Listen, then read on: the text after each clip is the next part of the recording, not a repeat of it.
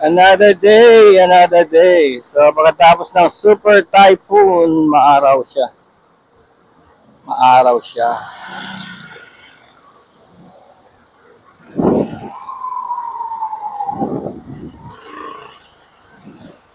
Muna tayo sumilong.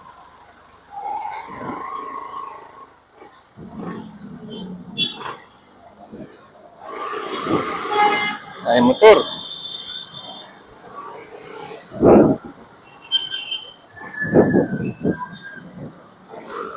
Ito ang lugar na to, ito yung Aurora Boulevard. Cubao. Aurora Boulevard, Cubao. So, 5 years, naging neighborhood ko rin tong lugar na to. Dahil dyan ako nag-work ko. Sa tabi ng NCBA na yan, meron dyan isang parang factory ng computer network, local area network, yung Ethernet pa dito. Yan sa construction company na yan.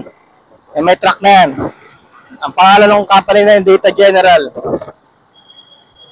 Ang ganda ng ano niyan, ang ganda ng address. Ang address nung ano niyan is 1000 Aurora Boulevard. Kaya siguro kinuha ng building na yan eh. Dahil ang sarap pakinggan ng address niya eh, 1000 Aurora Boulevard. Parang hindi makakalimutan yung kanyang ano eh, address, 1000 Aurora.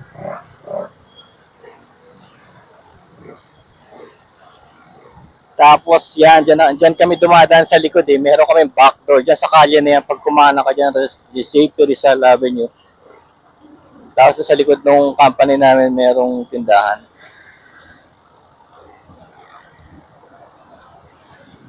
May tindahan doon. Tapos doon kami tumatambay. Ngayon pinuntahan ko, wala na.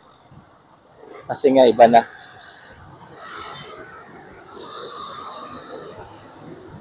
That was a long time ago. Kung nandiyan ng building na yan, sabihin na natin 90s. Tagal na, no? Higit na 30 years. Parang akala niya, yun ang parang ano ko. Siyempre, mga first job ko dati, mga fast food. Jollibee, ganyan, Tropical Hut.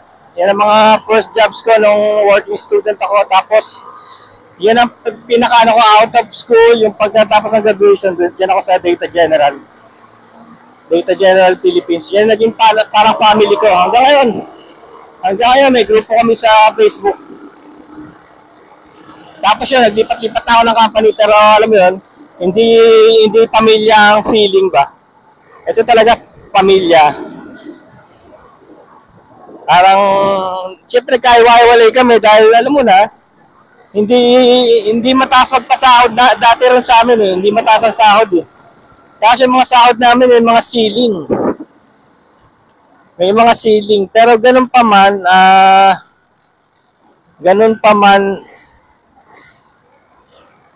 libre pagkain noong time na yun. Saka syempre, ganado rin dahil yung time na yun eh,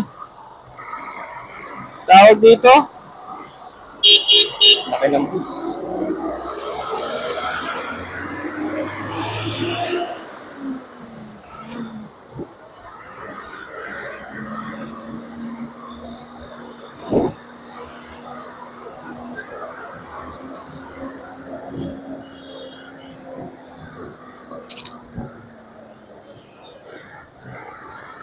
Yung time kasi na yun,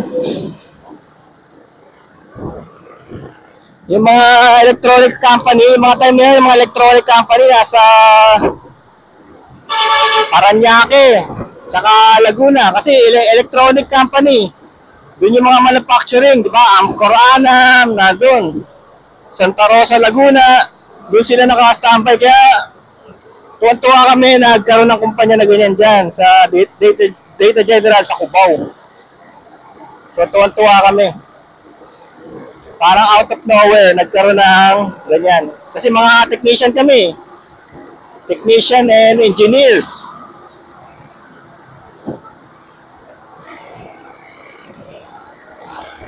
Yeah.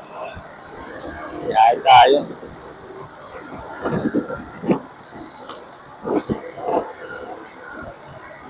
So nga pala, may tinetesting tayong parang wireless mic ng iPhone. Ito gamit ko, wireless mic ng iPhone.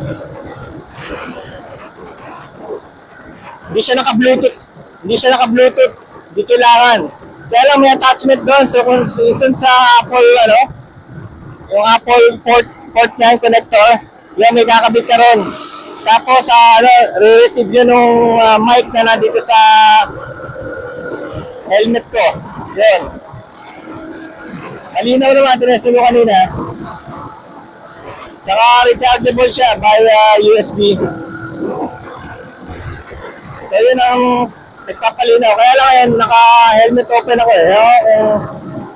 Kung sasakupin pa rin yung wind. Kasi may wind eh. Sana hindi, no? Sana i-cancel niya kasi kagabi sinalang ko ito eh. Tinesting ko ito kagabi. Tapos pinakinggan ko yung video. Siguro i-upload ko rin yun. Okay din naman yun eh. Night ride. Walang engine noise. Walang engine noise. Wala kang marinig. Puro audio ko lang. Parang hindi ako nakasakay sa motor. Eh di maganda yun, di ba? Ito, sana may makuha siyang noise. May canceller to eh. Big time canceller. Kasi pang to eh. Pang voice over. Tapos may technology siya na parang kinakancel yung mga noise eh. Gagamitin ko sa isang app yung Star Maker. Star Maker parang karaoke ng mga parang Facebook para sa mga karaoke. Pwede ka makapag-duet sa tao sa buong mundo. Yun ang ganda ng Star Maker. Yan nyo. Okay siya. Kaya lang, ang pangit lang kasi nun, ang dami pumupuri sa'yo, puro bot. Yun ang nakakainis eh. Di mo tuloy alam kung magaling ka kumanta o iluloko ka lang ng mga AI. Yun nakakasa sa AI, no? Hindi sila natural eh. Minsan makatanggap ka ng papuri sa isang tao, enough na eh. Pero sa AI, tatanggap ka ng mga 100 papuri. Parang walang kwenta, maiinis ka lang eh.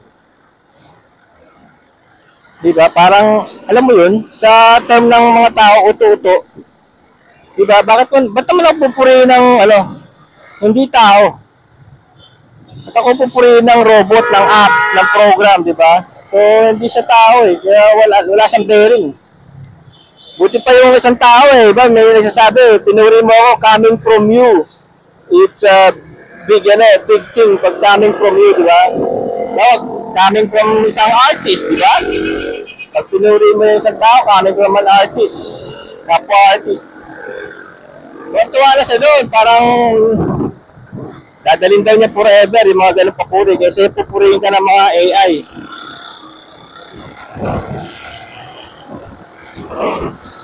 So ito, Marcos Highway. Siyempre, tanghaling tapat. Tanghaling tapat to eh.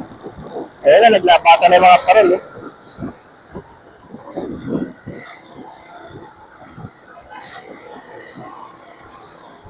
Ito palang motor, testing ko. LS135.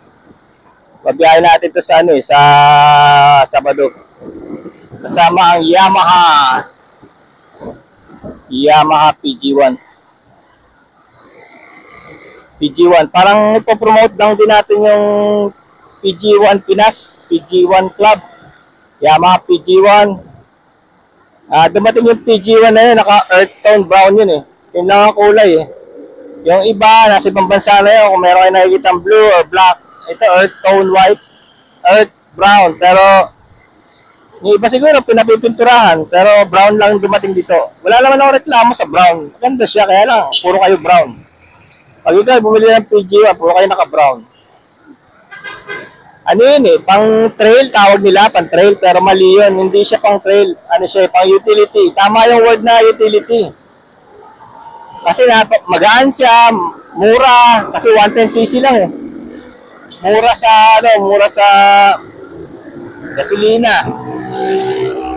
Tsaka as you can see, umaandar tayo Bira lang makakita ng PG1, birang-bira. Parang meron din siyang elite group. Yung PG1, parang alam mo na yun, yung mga Vespa, gano'n, mga club sila, hindi pabilisan, hindi papormahan eh. Ginagawa nila moto camping. Yun ang niche ng PG1, moto camping. Kaya ginagawa nilang moto camping setup. Eh may nakita pa nga ako yung setup nilang moto camping 200. 200. So meaning to say yung motor alam naman natin mahina na yung makina. Tapos kakargahan pa nila na parang moto camping gears. Yung moto camping gears kasama rin yung mga tent, side bag, ganyan, tubig, syempre. Yun ang setup ng moto camping. Kasi tignan, pero dahil na hindi niya papalitan yung trail bike Kasi kaya lang nasa upper pa rin siya upper sa pricing, nasa upper level pa rin siya. Una-una, 90 siya, 98,000, ganyan. 90 to 98,000. Kung titignan mo yung mga kalaban niya, maawa ka ng 6 ng below 70, di ba? So, medyo mataas pa rin siya. Ano siya 110cc single piston, single overhead cam. FI siya pero hindi yata siya, hindi siya liquid cooled.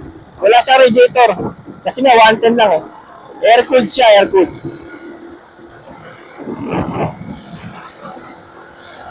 Tama, di ba? Wala tayong makakita ng PG1. Meron tayo nakikita, mga ganyan. Click ang marami. Yan, click na yan. Ang dami niyan para sa mga lalamove, grab, ganyan. Yung mga passenger. Yan ang the best. Click 160, ganyan, 160.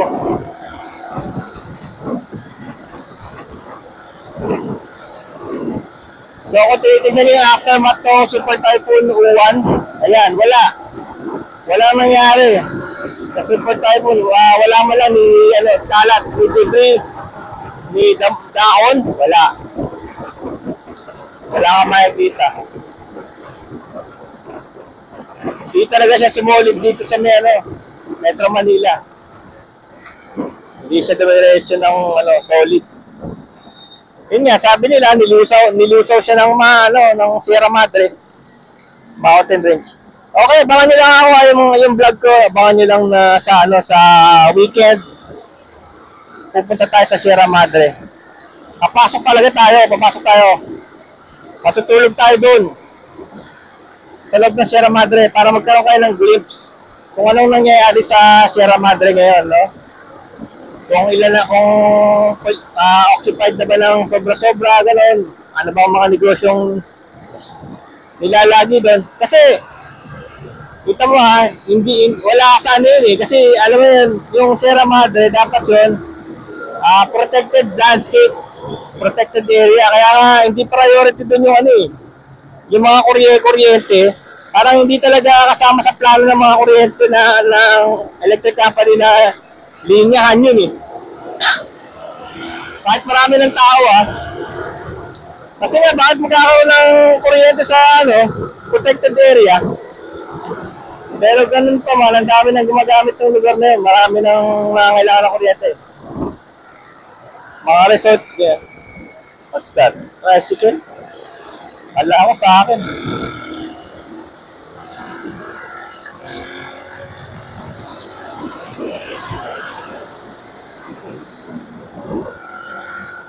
Dito tayo. Oops!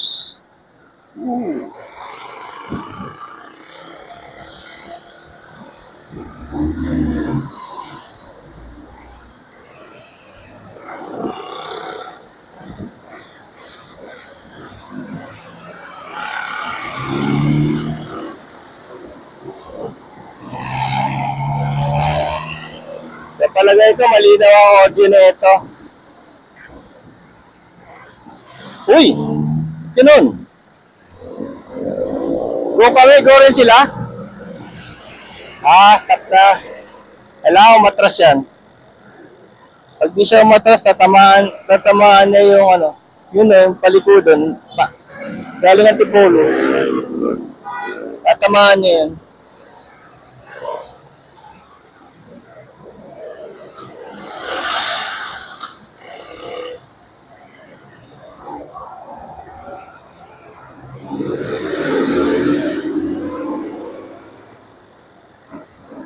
At tamaan pa rin siya. Hindi na siya maka-atras.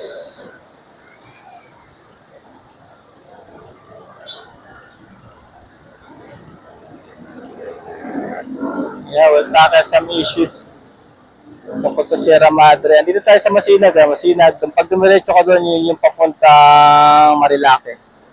Baguio. Doon. Diretso. Kanan is Antipolo. Antipolo City Town proper. Kaliwa is Marikina. Kaliwa. SSS, Marikina Heights. Ganyan. Rancho. Bali, dito pa rin tayo sa Marcos Highway. Actually, part na ng Marilake ito eh. Itong Marcos Highway na to. Part na ng Marilake siya. Nagsimula ang Marilake doon sa Katipunan. Kung saan tayo nagsimula mag-ride. Kung saan tayo nagsimula, itong video na to, kung saan nagsimula, yun. Simula na yun. Doon sa may parte ng bus.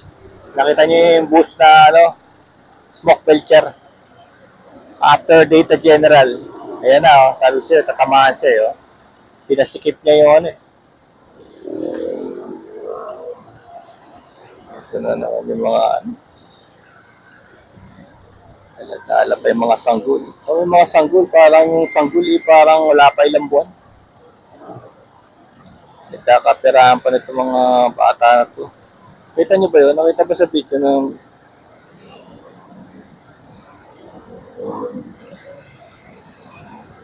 pag binibigyan mo yan, hindi na yan naalis dito. Gagawin na nilang tirahan to. Yan, yung kantong yan, yung Center Island, gagawin nilang bahay. Ayan yan. Dapat yan, yung LGU. Kasi hindi naman yan sila tiga rito eh. Galing naman yan din sa ibang lugar. Salita nyo hindi man Tagalog.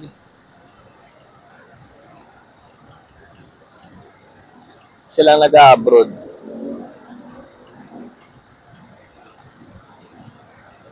Kampi ng malupit.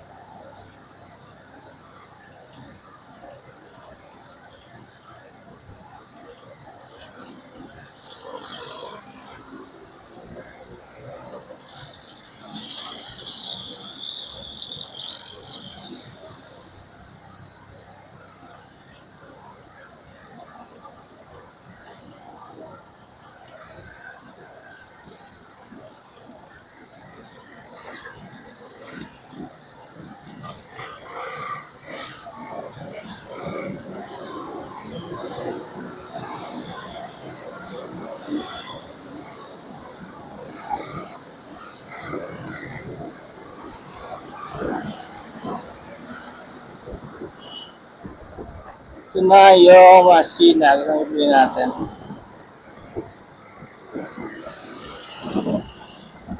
Ow.